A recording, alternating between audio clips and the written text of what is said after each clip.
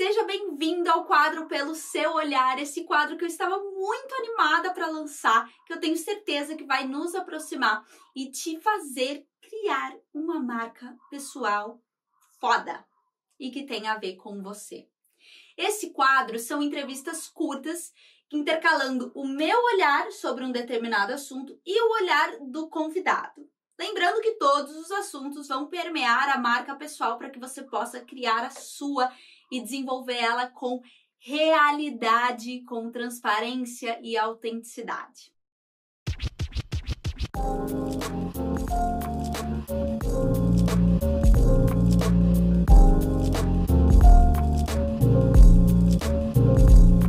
O tema desse primeiro episódio não poderia ser diferente, a não ser o como começar a minha marca pessoal. Então a gente vai um pouquinho lá atrás, no filósofo Sócrates, que tinha como uma máxima o conheça-te a si mesmo. Sócrates acreditava que a verdadeira sabedoria está em conhecer a sua própria ignorância. Conhecer a si mesmo, para Sócrates, é o ponto de partida para entender de fato a vida e conseguir conquistar aquilo que você deseja.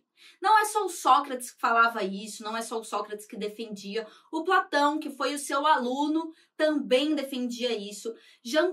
Jean-Paul Sartre também defendia e vários outros. Antes da gente começar a dar dicas de como você fazer isso de forma prática, eu quero que você entenda o poder do autoconhecimento, o poder de entender você mesmo. Porque uma parcela da sociedade acredita que autoconhecimento é papo de abraçar a árvore, é papo de coaching, é papo de gente espiritualista e tudo mais. Mas a verdade é que você precisa do autoconhecimento para chegar aonde você quer. Explico. Vou abrir aqui um conceito que não é meu, o conceito é do Arthur Bender, uma das maiores referências de personal branding ou marca pessoal aqui do Brasil. E ele diz o seguinte, ele explica isso muito direitinho, tá? Eu vou explicar o conceito dele e depois alguns outros exemplos para você entender dessa importância, tá? Ele diz o seguinte, todo mundo tem um ponto A e quer chegar num ponto B, certo? No caso, acho que aqui para vocês está trocado, né? O ponto A e o ponto B. Enfim, o ponto A é onde a gente tá. Todo mundo entende isso. O ponto A é onde a gente tá, o ponto B é onde a gente quer chegar. Tá, isso tá claro. Mas quando a gente fala da onde a gente tá, você precisa conhecer você completamente. Suas virtudes, suas fraquezas, como você se vê, como as pessoas se veem também.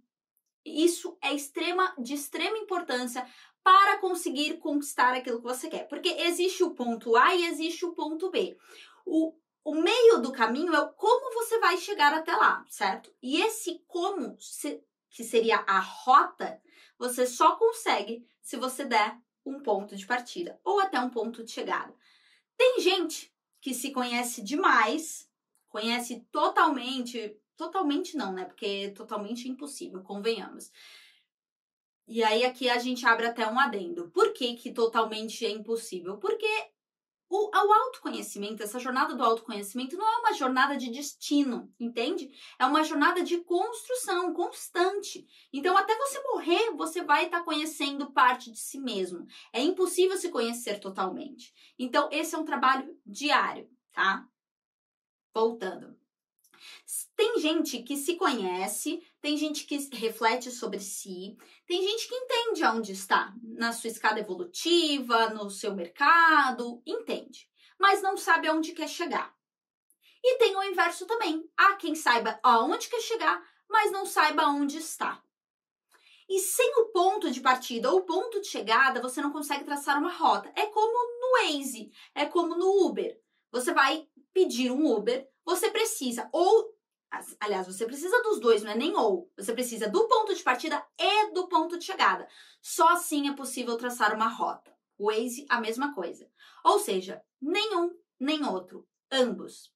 Isso é extremamente essencial. Essa é uma analogia que se faz para que você entenda da importância, tá? De saber aonde você está e aonde você quer chegar. Para que você possa traçar uma rota clara na sua vida e alcançar aquilo que você quer. O Arthur Bender, inclusive, diz que se você não sabe as suas forças e fraquezas, dificilmente você vai vencer. Tá, Lu, entendi, mas ainda não tô super, confiante disso aí. Vou te dar um outro exemplo. Muitas pessoas estão acostumadas a saber ou a refletir sobre as suas qualidades. Ah, eu sei que eu sou bom aqui, que eu sou bom ali, etc. E você pergunta defeito. E a pessoa... Mais um adendo aqui, né? Esse vídeo é cheio de adendos. Defeito, fraquezas, pontos de melhoria. Tudo isso é a mesma coisa quando a gente está falando, tá? Pensa numa análise SWOT da empresa, né? Que tem as oportunidades, as ameaças, as forças e as fraquezas. Exato, é a mesma coisa que você faz dentro da sua vida, tá? Bom, voltando. Tem pessoas que não conseguem enxergar os seus pontos de melhorias, as suas fraquezas, porque não está acostumado a olhar para si. E é realmente a parte mais difícil, é você olhar onde você deveria melhorar. Porque se você já sabe, provavelmente você faz alguma coisa para melhorar. Bom, entendido isso, tá?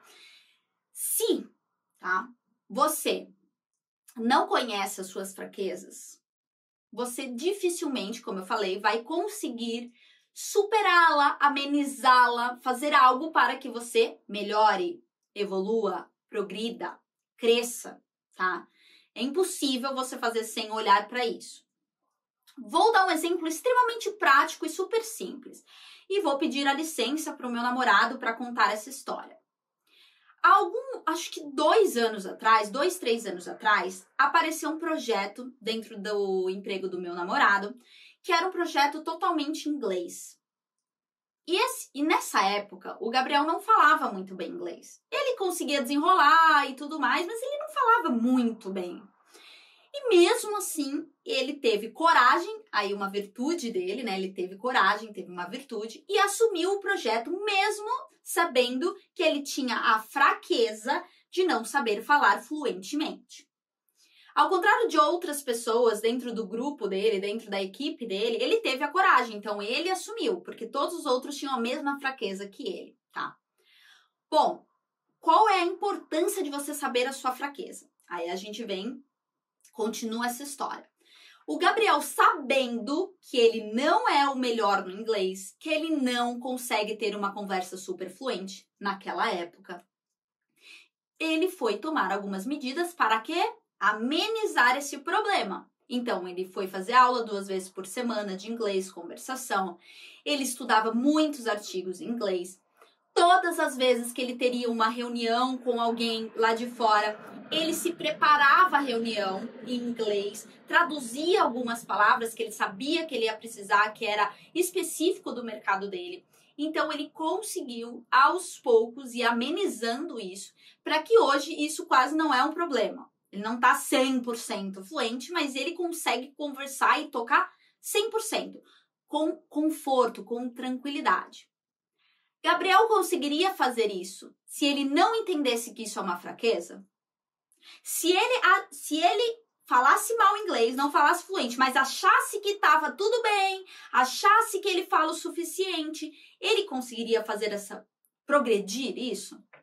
Provavelmente não, porque ele não teria feito a aula, ele não teria estudado, ele não teria se preparado nas reuniões. Essa é a grande vantagem de você entender, conhecer as suas fraquezas, para que você possa agir para amenizar isso daí. E quando você ameniza as suas fraquezas e fortalece as suas virtudes, é assim, ó, você voa. Porque tudo que te impedia de crescer, que provavelmente está linkado às suas fraquezas, você consegue amenizar e consegue andar mais rápido. Faz sentido para você? Se faz sentido, comenta aqui embaixo se fez sentido para você a importância do autoconhecimento na sua vida, principalmente eu ia falar principalmente na carreira, mas convenhamos que não é só na carreira, é na vida pessoal também. Bom, quer crescer? Vamos se autoconhecer, beleza? Agora que você já entendeu da importância do autoconhecimento para a sua vida pessoal, para a construção da sua marca pessoal, para a sua vida profissional, para tudo, vamos então para a parte prática de como eu começo a me conhecer. Como eu faço esses exercícios? Quais são? O que eu devo fazer? Né? Tem gente que nunca parou para pensar nos seus, não sei quantos anos você tem, 20, 22, 25, 30, 35. Olha o quanto tempo passou e você nunca parou para pensar sobre você. Sobre seus gostos, sobre suas preferências, sobre seus valores, sobre aquilo que te atrapalha, sobre aquilo que te ajuda, sobre seu sucesso, sobre seus fracassos. Porque tanto o sucesso quanto o fracasso, ele tem padrões. Então, provavelmente, tudo que você teve sucesso na vida, você vai conseguir enxergar, inclusive até já um exercício para você mapear, você vai conseguir enxergar um padrão. E o fracasso também, tá? Então, todas as vezes que você não atingiu aquilo que você queria, ou você teve uma down ali, né, uma rasteira da vida, provavelmente ali tem um padrão que você possa identificar para melhorar, tá? Mas vamos então para a parte prática.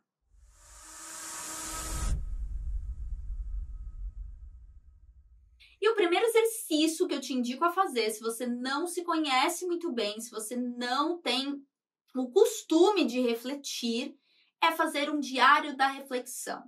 Ou seja, todos os dias, no final do dia, você vai escrever como foi o seu dia, o que você sentiu, o que você pensou, as ideias que passaram na sua cabeça, sejam elas produtivas ou aquelas que também te travam um pouco, ou aquelas noias que você tem, escreva absolutamente tudo. Você faz isso, faz uma semana, no final da semana você relê tudo aquilo, se questiona de tudo aquilo, questiona de onde veio a crença que você está tirando, se você estava mais feliz ou se você estava mais triste, dê nome aos bois, aos sentimentos, comece a entender melhor os seus gostos, as suas preferências, aquilo que você não gosta tanto, aquilo que te incomoda, comece a entender se você, por exemplo, estava desmotivado, por que você estava desmotivado, o que aconteceu, né, nessa semana para eu ter ficado desmotivada, ou o contrário, o que aconteceu de eu ter ficado tão alegre, tão feliz, para que você saiba como usar isso, né, como armas. Então, por exemplo, se eu sei o que me motiva, em um dia que eu estiver desmotivada, eu vou aplicar aquilo ali, vou fazer aquela ação que eu sei que me motiva, porque aí eu volto ao meu normal. E o contrário, né? Se eu, tô num dia super feliz e tudo mais, eu falo, não, pera, agora eu preciso de uma concentração maior, tá? O que me tira dessa euforia e me bota de novo concentrada, tá? Você vai ver que ao longo desse seu diário de reflexão, você vai se entendendo mais, você vai entendendo os seus pensamentos, vai clareando as coisas, tá? Esse é um exercício muito interessante. Eu sei que exige, né, de algumas pessoas que não estão acostumadas a escrever, essa habilidade da escrita, mas vou te deixar bem tranquila, tá? Eu também não sou de escrever, eu não sou uma redatora, eu não sinto que eu escrevo tão bem assim, tá? Mas pensa que é só pra você. É só você, é você e suas loucuras. Um caderno, a capa do caderno, eu e minhas loucuras. É mais ou menos assim, tá? Vai ser interessante para você, tenho certeza. Vamos para a próxima.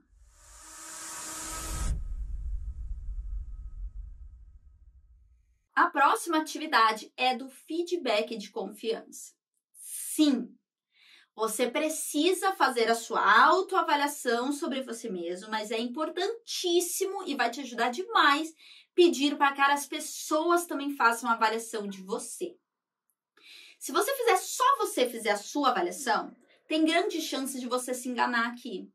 Porque, como eu falei no começo do vídeo, muitas pessoas não conseguem enxergar, e eu tô me incluindo nessa. É difícil a gente enxergar a parte que nos falta, né? É difícil enxergar aquilo que a gente precisa melhorar. Quando a gente tá em nós mesmos, preso nos nossos pensamentos. É muito mais fácil enxergar isso no outro. Então, a ideia é que você faça uma seleção de pessoas que vão fazer um feedback realista. Isso é muito importante, tá?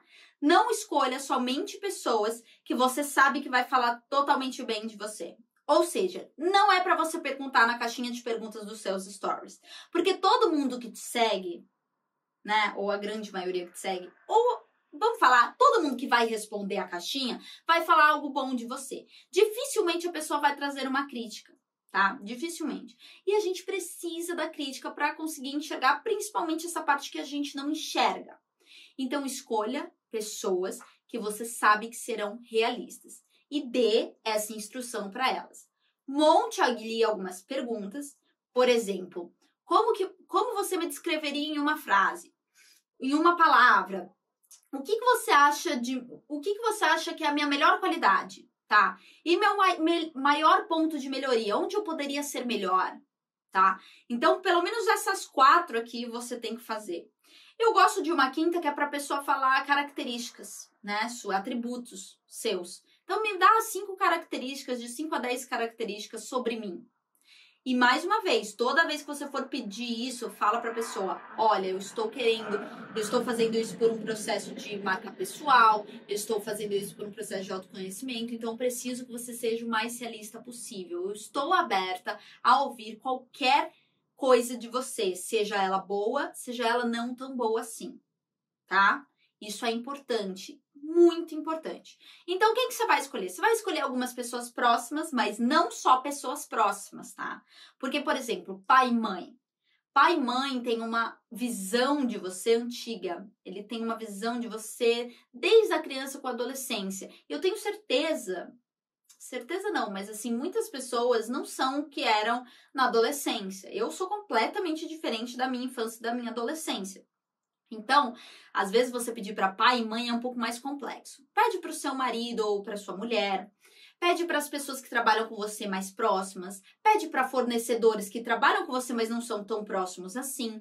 Pede para um ou outro aluno ou mentorado. Pede para pessoas, um ou outro amigo também. Amigo é legal, é importante.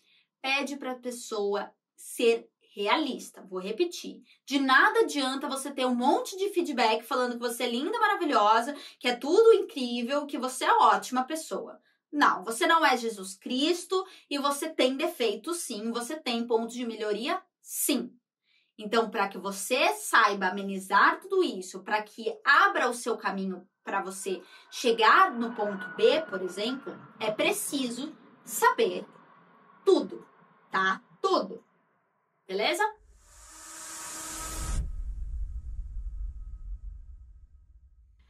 A última atividade que eu vou dar aqui para você fazer, só para a gente iniciar e você começar a conhecer você mesmo, são as listas de prioridade. Ou melhor, a lista de prioridade, tá? O que é a lista de prioridade?